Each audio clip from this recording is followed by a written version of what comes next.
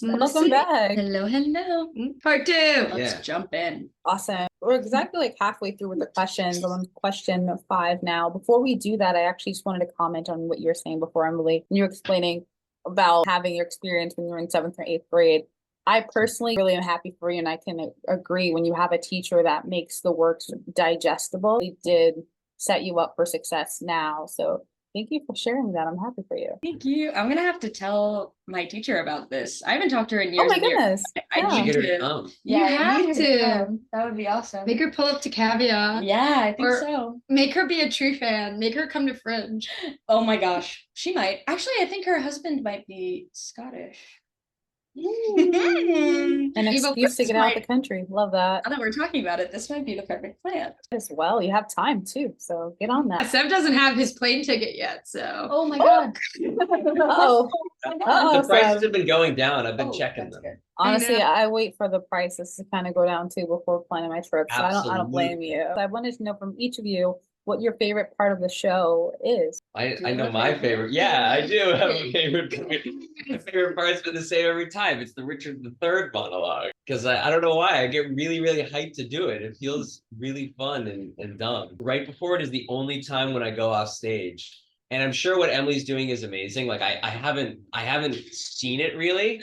It's really good. What But Emily's doing on stage is great. That's her like Iago monologue. By then we've done a bunch of the silly stuff that's really fun. So I'm getting into a good groove.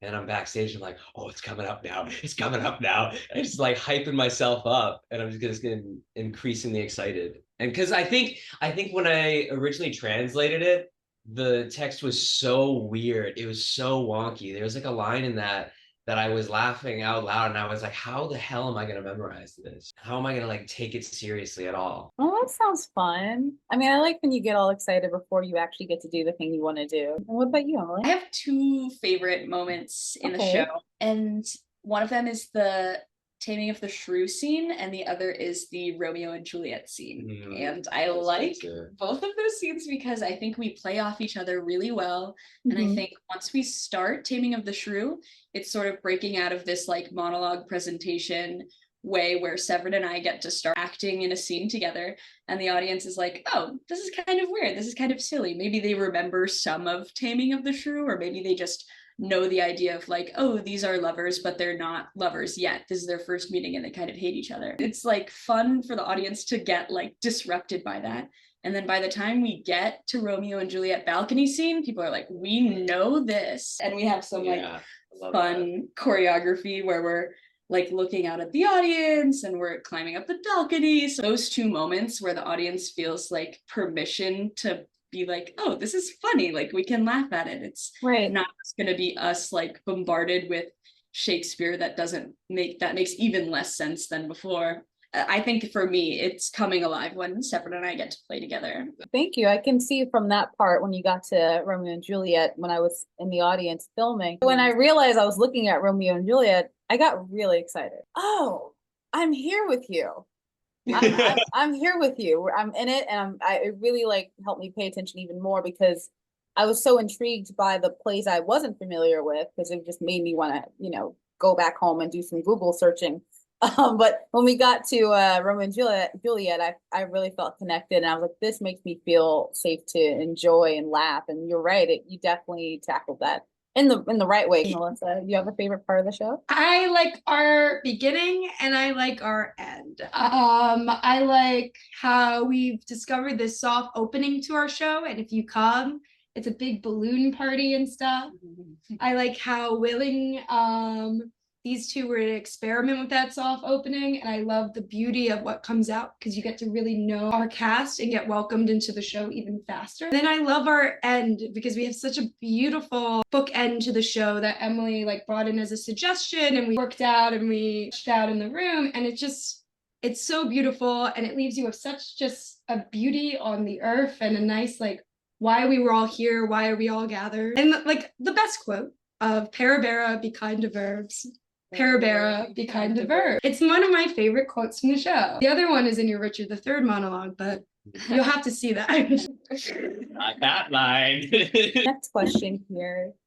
Did you pull from any inspirations when acting out your part? I think it's hard to say the words complete works and Shakespeare without thinking of the complete works of William Shakespeare Abridged, which is a 3-man production where they perform all of Shakespeare's canon, including the sonnets, throughout the length of the show. And that was a big movie that I would watch all the time. I think it's hard to do any complete Shakespeare presentation without referencing or giving some sort of credit to them, because they really made something that is approachable Shakespeare and fun, recontextualized, looking at all of the canon. I would definitely say check that out. The Complete Works of William Shakespeare Abridged.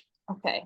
Got it. Yeah, we all watched that together, so that was definitely helpful. Movie night. Yeah. Movie night. Yeah. And then I don't know, just playing around. I feel like as I've been doing it more, I've just been understanding how to play certain moments. And I realized after doing a bunch of clown training and watching a bunch of clown shows, there's times when I'm doing stuff, I'm like, oh, I know how to play with this, because my friend Will does this really well, where he'll say some text that makes no sense, and then he'll look out at the audience and let it sink in and react to what he just said. So I feel like I'm just doing a worse version, or I'm not, maybe, I don't know, I'm just doing what Will does. Even with some of the, I had this weird pervy monologue, the one that I love doing, the Richard III one. And then I was even playing games with that. And I was like, oh, my friend Amando does this crazy shit like that, really well, and can just go play off of that. So I feel like I'm just, the people I watch, I'm like, oh, I just need to do what they're doing because they're really funny. So I'll just try to do that. I think that's fair and good to say. You absorb well and you can kind of make it your own. I mean, I thought that was good. I do remember, if you're speaking about whatever call, I remember sitting in the audience saying, oh, wow, he's just going with it. This works. This really works. The comedy's there, the timing, the pacing. I think there's a saying that's the best artists are thieves, because they take what works from other people and make it into. And that's valid to say, you know.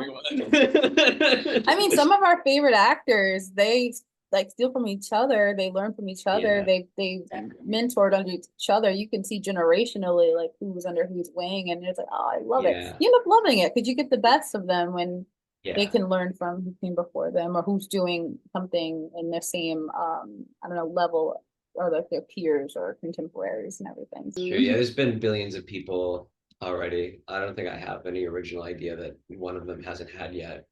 At least one of them. So I don't know, might as well just try to copy what I really like, and then I'm not gonna be able to do it perfectly. I'm gonna need me, so it'll be different in some way, but I'll try my best. I mean, that's what you can do is your best. Yeah. Shakespeare didn't have original ideas. He just milked the same 4 or 16 plots that were already established. Yeah, there have been a lot of people alive before him too. So if you plagiarize Shakespeare, it's okay. Yeah. It's actually a tribute to him. Yeah. See that lesson, kids? You're paying attention? It's okay to plagiarize. Well, the next question I have is a 2-parter. How significant was it for you to have an interactive component in the show? And do you feel that it enhanced the experience? Yes. Yeah. Very important. Yes. I think it was the most important thing. And I think it definitely enhanced the performance. Yeah. And I think we always knew that audience engagement was going to be a big part of the show.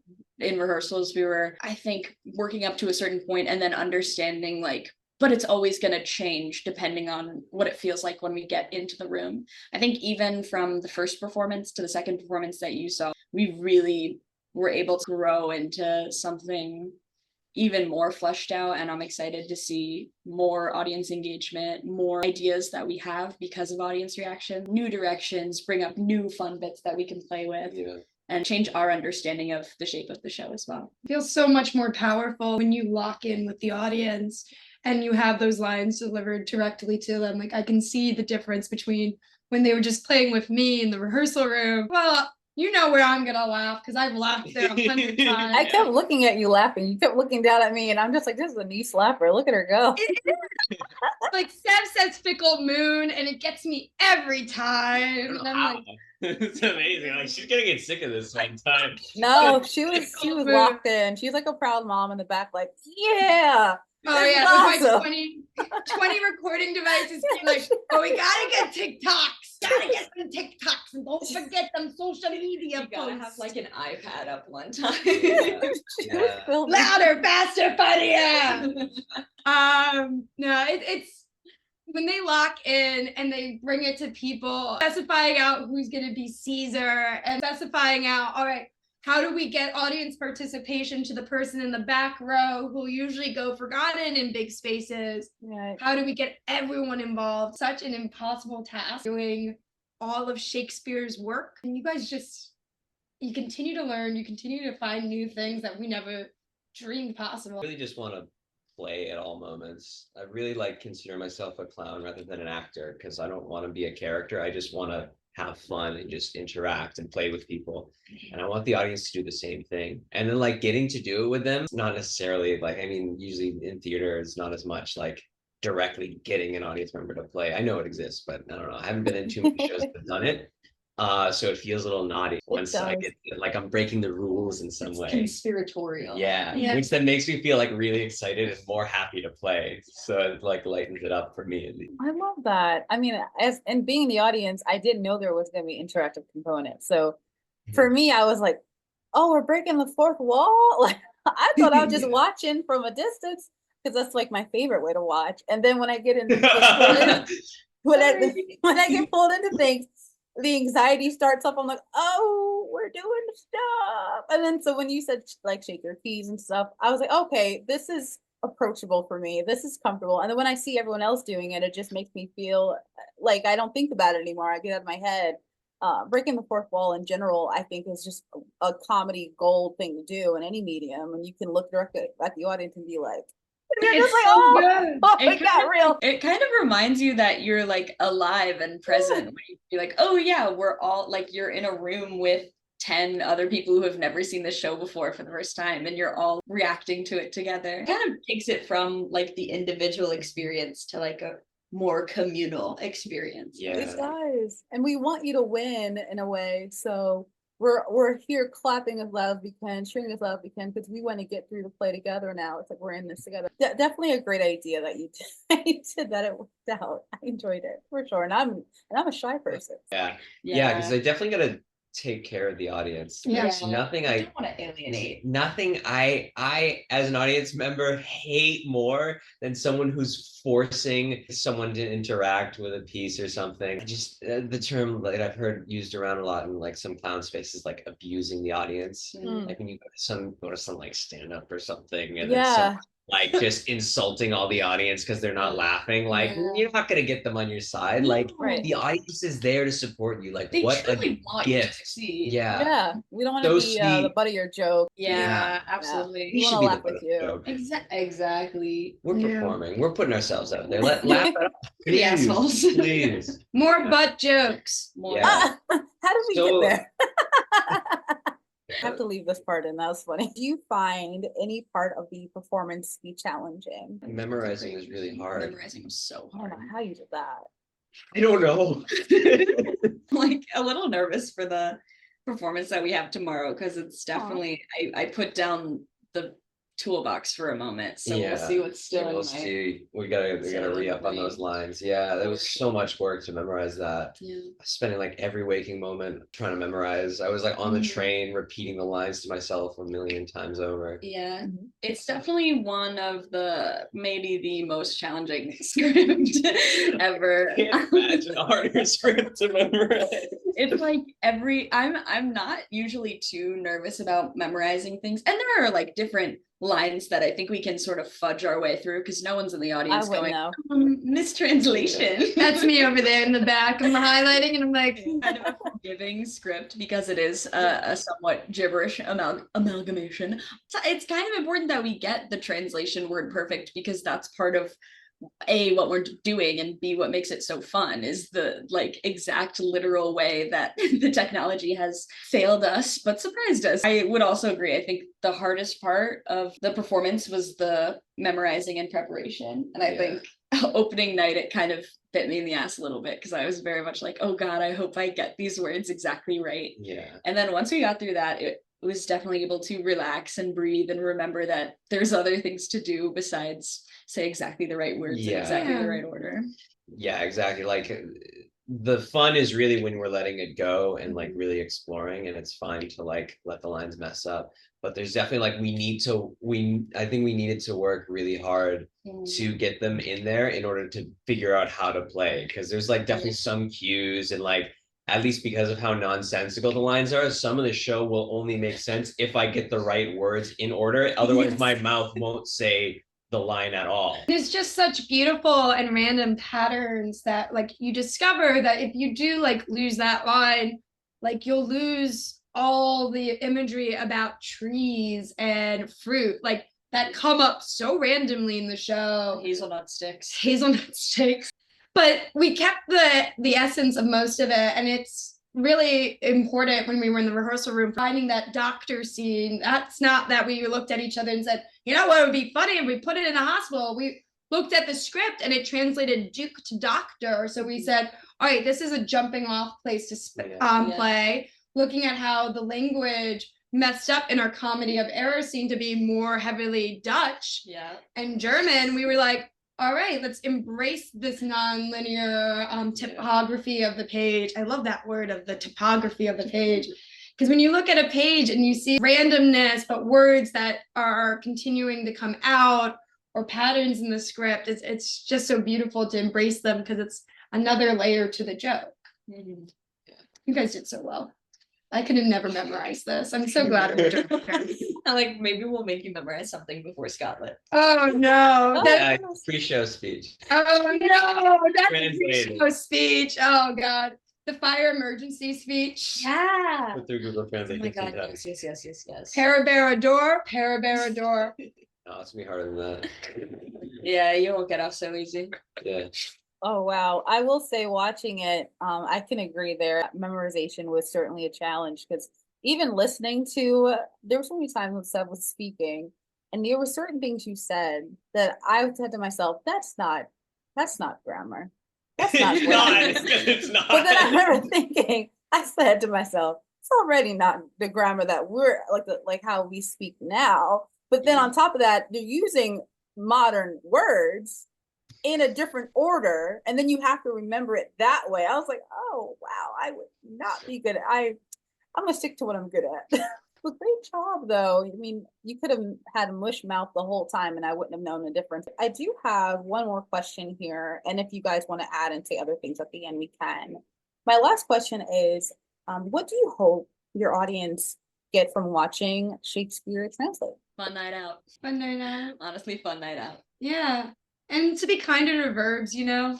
I think it's we were talking a little bit about this during the break. There are definitely different experiences or pieces of art that make you kind of look at the world differently. And this, I don't think this will change anyone's world perspective, but it might like agitate how they see like attending performances or how they see Shakespeare or how they see the technology that failed and aided us. And I think we've also talked a lot in this production about the forces of AI and technology intelligence that people are excited to rely more fully on, but also terrified of the consequences of it overtaking. And I think this is a fun examination of the ways that technology is not keeping up with the human mind. So I don't know, I hope it just kind of gets people thinking and laughing and experiencing their world just a little bit differently. Okay, that's good. Yeah.